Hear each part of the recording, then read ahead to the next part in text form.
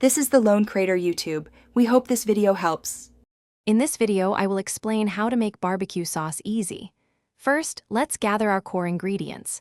You'll need a good quality ketchup, some apple cider vinegar for tang, and brown sugar for sweetness. Don't forget a touch of Worcestershire sauce and a pinch of smoked paprika to build that classic barbecue flavor. These simple items form the foundation of a delicious homemade sauce, ready in minutes.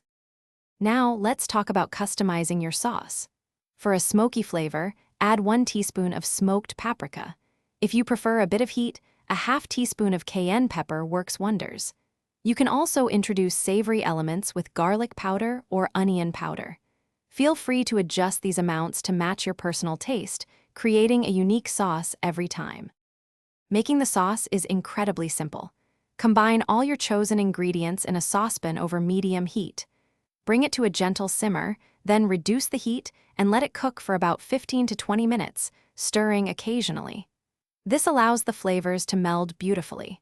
Once cooled, store any leftover sauce in an airtight container in the refrigerator for up to 10 days. This versatile barbecue sauce is perfect for so many dishes. Try brushing it on a grilled chicken or ribs during the last 15 minutes of cooking for a fantastic glaze. It also makes an excellent dipping sauce for fries, nuggets, or even pulled pork sandwiches. This sauce is perfect for ribs, chicken, or even as a dip. Also, be sure to check the description for a link to the Echo Dot smart speaker and other great deals. Thanks for watching.